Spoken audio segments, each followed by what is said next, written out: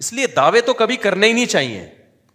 میں یہاں بیٹھتا ہوں نا, میری کوشش ہوتی ہے کبھی کوئی دعویٰ نہ کروں, نیک ہونے کا تو دعویٰ کرنا ہی نہیں چاہیے, میں یوں ہوں میں ہوں. بھائی ہمیں کیا پتا یار, آج اللہ کی نظر ہم سے ہٹ جائے نا, بڑے بڑے پرہیزگار لوگ ہم نے دیکھے ہیں آسمان کی بلندیوں سے ذلت کی پستیوں میں غرق ہوتے ہوئے, ایسے ایسے گناہ ہو جاتے ہیں کہ آدمی تصور نہیں کر سکتا کہ یار اس سے بھی یہ گناہ ہو سکتا ہے. تو دعوے کرو ہی نہیں, ہمارے پیغمبر نے دعوے نہیں کیے, اور ہم تو امتی ہیں بھائی, ہم تو نبی گناہوں سے معصوم تھے, پیغمبر سے کبھی گناہ کا ارتکاب نہیں ہو سکتا, یہ اللہ کی ضمانت ہے. ہماری تو اللہ نے وہ ضمانت بھی نہیں لی ہے, ہم تو یہ دعویٰ بھی نہیں کر سکتے. تو اس لیے بھائی ہم قرآن و سنت بیان کریں گے اور کوشش کریں گے ہم بھی عمل کریں اور آپ بھی عمل کرو, اس سے زیادہ کچھ بھی نہیں ہمارے پلے, اس سے زیادہ میرے بھائی بولو کچھ بھی نہیں ہے.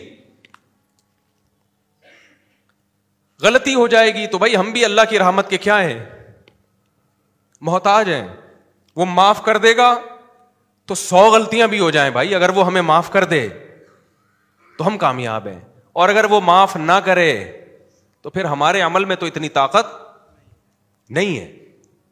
ہم سب محتاج ہیں اللہ کی رحمت کے. اگر اللہ ہم پہ رحم کرے گا بھائی ہم گناہوں سے بچ سکتے ہیں, اور توبہ کی توفیق دے گا تو کوئی غلطی ہو جائے توبہ کی توفیق دے دے وہ. تو اللہ سے یہ مانگا کرو کہ موت جو ہے نا ایمان اور عمل صالح پر ہو. موت کس پر ہو؟ بڑے بڑے نیک لوگ, حدیث میں آتا ہے کہ عین آخری وقت میں پلٹ جاتے ہیں, وہ جنت میں ایک قدم ان کا جنت کے قریب ہوتا ہے, ایک بالش, اور ایسے اعمال شروع کر دیتے ہیں کہ جہنم میں چلے جاتے ہیں. اور برے برے لوگ ایسے ہوتے ہیں جہنم کے ایک بالش قریب ہو جاتے ہیں, اور ایسا نیک عمل کرنے لگتے ہیں کہ یوٹن لے کے وہ کہاں چلے جاتے ہیں, جنت میں. ہم نے دیکھا ہے نا بوڑھے غیر مسلم, میں نے تو ایسے مشاہدہ کی, ایک عیسائی مسلمان ہوا, جوان تھا بالکل, کوئی موت کا چانس نہیں تھا اس کا. کمال کی بات ہے, ادھر اسلام قبول کیا, ہماری مسجد میں مسلمان ہوا تھا جہاں ہم پہلے رہا کرتے تھے, اسلام قبول کیا رمضان میں, اسی وقت سے روزہ شروع کر دیا. اچانک بخار آیا اور 1 ہفتے کے اندر اندر ڈیتھ ہو گئی. اب دیکھو 24-25 سال کا ینگ لڑکا تھا, ساری زندگی عیسائیت میں گزری, لیکن اسلام قبول کیا, اور لیکن ایسا ڈٹ گیا تھا نا اسلام پہ, وہ جب اسلام قبول کیا نا پورا خاندان نے اس کا بائیکاٹ کیا. اس نے کہا بھائی میں اب اسلام کو نہیں چھوڑوں گا. اللہ کی قدرت, کیونکہ اللہ کو پتا تھا یہ مرنے والا ہے نا, تو اللہ نے کیسے جنت کا سامان کیا اس کے لیے.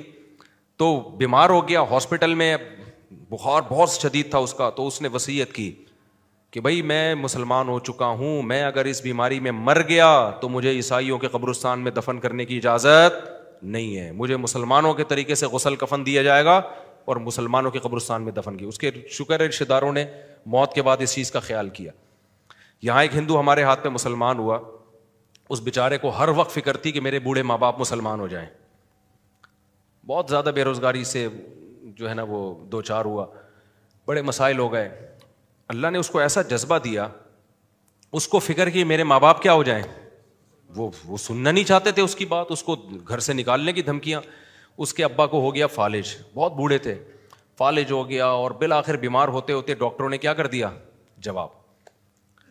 پھر اس نے ابا کو نہ کسی طرح سمجھایا, اللہ نے اس کے ابا کو کچھ دل میں نرمی پیدا کی. مجھ سے تو یہ واقعہ ہی نہیں سنایا جا رہا بھائی, شادیوں کی باتیں ٹھیک ہے یار, کیوں ٹینشن لے آدمی. تو وہ کیا ہوا, تھوڑا سا نارمل کنڈیشن میں آ جاؤں نا, تو وہ اپنے ابا کو لے آیا یہیں, تو مجھے کہنے لگا کہ میں ان کو بڑی محنت سے لے کر آؤں کیونکہ اب ان کا آخری ٹائم چل رہا ہے, آج نہیں کل نہیں پرسوں نہیں, کسی بھی وقت. ڈاکٹروں نے وہ حالت بھی دیکھنے سے لگ رہا تھا. تو اللہ کا فضل ہوا, اس بوڑھے باپ نے اس وقت کلمہ پڑھا, اسلام قبول کیا. اور میں نے بار بار پوچھا, میں نے کہا بھائی اپنی مرضی سے اسلام, انہوں نے کہا اپنی مرضی سے.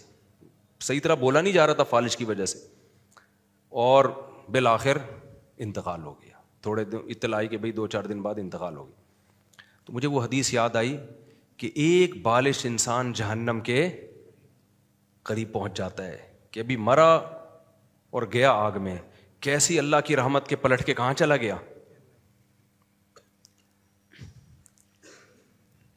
اور اس کے بیٹے کا کتنا بڑا احسان ہے اپنے باپ پر, کتنا بڑا احسان ہے یا نہیں ہے. اور یہ بیٹے کے بھی مخلص ہونے کی دلیل ہے. جو اخلاص سے اسلام لاتا ہے نا, سب سے پہلے فکر اس کو کس کی ہوتی ہے؟ اپنے ماں باپ کی. صحابہ میں بھی ایسے ہی ہے. حضرت ابو بکر اپنے والد کو تبلیغ کرتے رہے, اسلام لے آئے, وہ نہیں لاتے تھے اسلام. کتنی فکر ہوگی حضرت ابو بکر کو. پھر جب مکہ فتح ہوا ہے نا, تو حضرت ابو قحافہ جو ابو بکر کے والد تھے, بہت بوڑھے ہو گئے تھے, بالکل سفید داڑھی, ان کو لے کر آئے اور نبی صلی اللہ علیہ وسلم کے ہاتھ پہ کلمہ پڑھایا. کیسی تسلی ہوئی ہوگی نا ابو بکر کو کہ بھائی اللہ نے میرے لیے دعا کا دروازہ کھول دیا ہے. کافر ماں باپ کے لیے تو موت کے بعد دعا ہی نہیں کر سکتے آپ. تو نبی صلی اللہ علیہ وسلم نے جب ان کی سفید چمکتی ہوئی داڑھی دیکھی نا, تو حضرت ابو بکر سے فرمایا اس کو رنگین کرو, ٹھیک ہے نا, اس داڑھی کو کیا کرو. اس لیے داڑھی میں خضاب لگانا افضل ہے. البتہ کالا خضاب جائز نہیں ہے. براؤن یا لائٹ براؤن یہ لگا سکتے ہیں جو دیکھنے سے براؤن بھی لگے. ایسا نہ ہو کہ ایسا براؤن ہو کہ دیکھنے میں دھک کالا ہی لگ رہا ہو, وہ بھی کالا ہی ہوتا ہے. خیر,